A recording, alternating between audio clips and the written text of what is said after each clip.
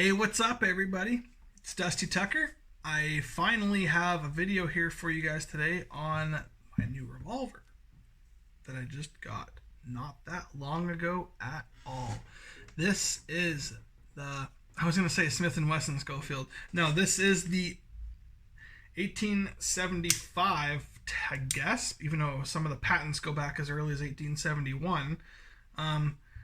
Scholfield, this is not an original, obviously. This is a reproduction. This is made by Uberti in Italy. They make lots of nice revolvers, lots of nice reproductions. This one is unloaded, as you can see. Beautiful revolver. I got this one secondhand, not the original owner of this, although the original owner of this only fired about 25 rounds, and you can tell by the cylinder, he left it in a holster and in a damp place, I think probably in his basement or a shop or something, and it kind of killed the finish on the cylinder, but that's okay because I got it for a really good deal, for one, and I can get it reblued for two, so it's really not that big of a deal. Anyways, I'm so excited for this revolver, you guys. I hope you're in awe as much as I am, because I'm actually holding one. You know, honestly, before I purchased this, I had never held one. I just knew I've always wanted one. I've never held one, not even the Russian model or anything like that. The closest thing that I had like this was my Webley Mark IV, because it was a top break as well, but it was chambered in a stubby cartridge, and it was World War II era. This thing is just a lot nicer than that, and it's a lot older. Well, original roots anyway. This guy is chambered in 45 Colt. I have shot lots of 45 Colt in it, but I honestly prefer Scholfield cartridges, even black powder Scholfield cartridges, because the case, this is a Colt and this is a Scholfield, not just because it was originally chambered in 45 Scholfield when it came out. I prefer this cartridge because it's shorter and it has a little bit wider and skinnier of a rim than the Colt does. Not that it affects anything inside. You can still chamber both perfectly fine. Here's an empty case of a Scholfield. I just find that when it comes to ejection time after you fire, it comes out a lot easier than the 45 Colt casing, especially when that casing expands. It doesn't always want to, when you got it tipped upside down, they'll always all fall out, but if you're kind of just sitting there mucking around and you don't, you kind of go a little bit off to the side, it doesn't quite flick out like the Scholfield casing does. The Scholfield one, see how it flicked out and the 45 Colt one didn't? Yeah, it's just another reason why I like the Scholfield cartridge. Out of it, it's like it was designed for it. No pun intended. Anyway, it's a Uberti model. Even though it has Stoger written on the side of the barrel, I'm not sure what I should probably research a little bit that, but it's made in Italy, and that's the most important thing, because Italy reproductions are some of the best, if not are the best, because I haven't even seen any other reproductions of this revolver. Anyways, so yeah, some of these patents go back on the original ones, back from 1871 even, and then 1873, they were getting close to having them out while the Single Action Army was out. And then the U.S. Army adopted, I think, around 9,000 of these. And of course, there were some complications there because this was chambered in 45 Scholfield, not 45 Colt. And then the Single Action Army was Scholfield, so they had ammo. The original cartridge actually had a wider rim, so you could everyone could shoot this cartridge, but not the Colt. The Colt wouldn't fit in the Scholfield at the time. Anyways, there's enough history on this revolver on YouTube. I don't want to get into that with you guys. This is just me talking about it personally, and pros and cons. Let's see here. Cons? We'll start with cons. It is not cheap. Not cheap at all. I just happened to stumble across a guy that was getting rid of his entire collection for stupid cheap, just for the sake of getting out of shooting. He didn't want to sit there and wait for his guns to sell for the right price. He just wanted them all gone right then and there. And I seen this ad online, and I know what they were worth. Like in Canada, they're about $1,600 brand new, and he posted it for a ridiculous price. It was around $1,000, and I knew that I didn't have the money actually at the time, but I knew that it was going to sell fast. So I went to the bank, got an overdraft, sent him the money, said, "Please send me that revolver. I want it." So here it is, and I couldn't be any happier. This is absolutely a gorgeous piece, as close as you can get to history. It's just absolutely, it's so stunning. I've shot it a bunch of times. Like I said, prefer the 45 Scholfield cartridge. I know the brass is a little more expensive and whatnot, but it's worth it. It's totally worth it. And to take the cylinder out, there's just this screw here, the back one, not the front one. Leave that one in. Just this one. You take that one out, and then when you have it open, it just swings up, and then the whole cylinder comes out with a spring and the pin all in one assembly, and then you can screw them apart and clean them. And that's pretty much all you have to do to clean this thing. Even after black powder shooting, there's really not a lot of places for black powder fouling and gunk to hide. Some of it will get into here, but you can just spray that down and it comes out pretty nicely. I like to put a little lithium grease in there to help with the process and everything, but it handles very well. It handles black powder shooting. It handles black powder fouling pretty good.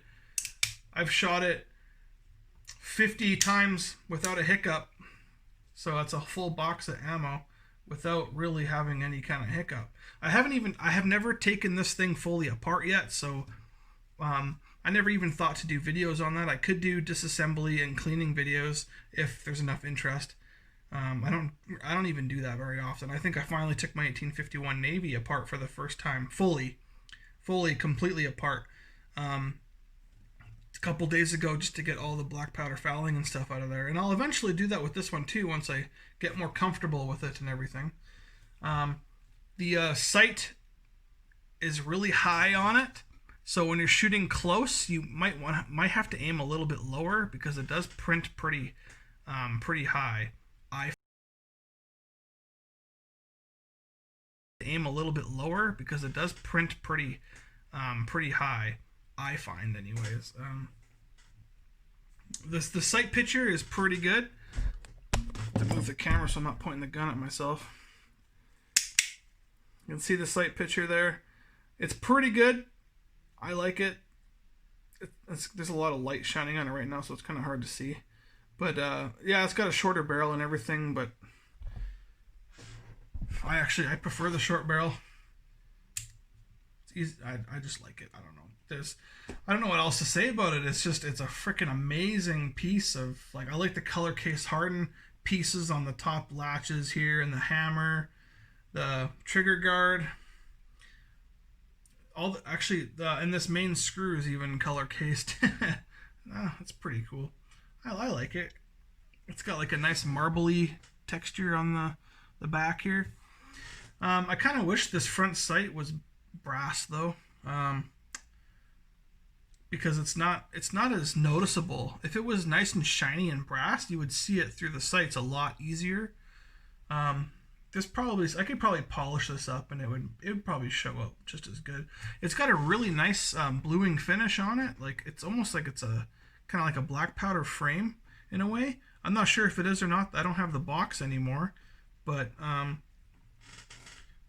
yeah, no, it's a brilliant design. I've always loved top break revolvers, and I hope you guys have too, but it's just not even a sound. It's just butter. Anyways, there's a couple of tips that I want to tell you guys about. Let's see if I can get down here. So, after you've cleaned and after you've shot your gun and cleaned it, I've noticed quite a few people don't go over it with a screwdriver set. I suggest getting a hollow ground screwdriver set and go over every screw on it and just make sure that it's snug, not over tighten, and make sure you have a hollow ground screwdriver set. Because if you don't, you could mar the screw up and make it look like crap, and you don't want to do that because it's just gorgeous. So I was going to bring a table. I was going to go an overhead view, but I don't know how to switch it while I'm rolling camera, so I guess I could turn it off and do it. But anyway, I noticed that some of these pins, when you're shooting high velocity smokeless powder, some of these pins kind of shift a little bit, and you got to keep an eye on those too. I just like to carry a wooden dowel with me and kind of push them back as I'm shooting. The one that moves the most for me is the small one up here by the trigger. That one seems to move the most for me. It could be different for everybody, but yeah, no. And then I suggest just cleaning it, keeping it clean. Always keep your guns clean. Always put them away oiled, as dumb as that sounds. We finally got this stuff in Canada now. It's available at Cabela's now. And after I'm done cleaning, I like to spray it with that and then cover it in a rag and put it in a box or put it in its case or whatever you want to do. But proper storage is a huge... Like, everyone should be storing their guns properly and keeping them clean. Always clean them after you shoot them, especially black powder. It's something that should become first nature for everybody that likes to shoot these old guns, or old style guns, I guess. But yeah, the more you keep them clean, the longer they will live, the happier you will live with them because they're going to be functioning.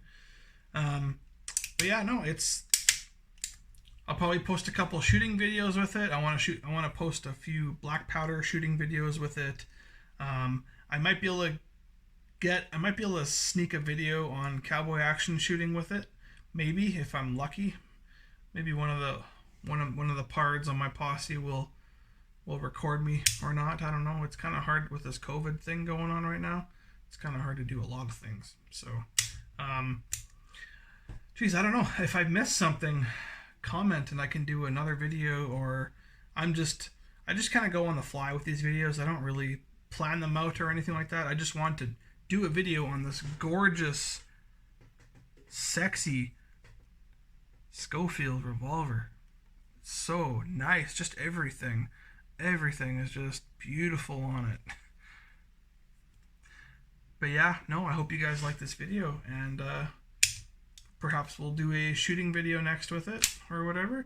Oh, and also thank you for the 100 subscribers. I never thought I would get 100 subscribers, and I personally don't really care a whole lot because I'm not doing this for the views. I'm just doing it for people that have the same interests as me, and for the people that are having trouble finding certain videos and certain information on YouTube. So I'm just hoping that I can help those people out a little bit. Yeah, the publicity aspect, I really could care less. If this channel flops, it flops. I'm not going to be heartbroken about it, but I'm here for you guys. Anyways, so the Scholfield revolver, we'll end on that. So beautiful. We'll see you guys next time. Dusty Tucker signing out.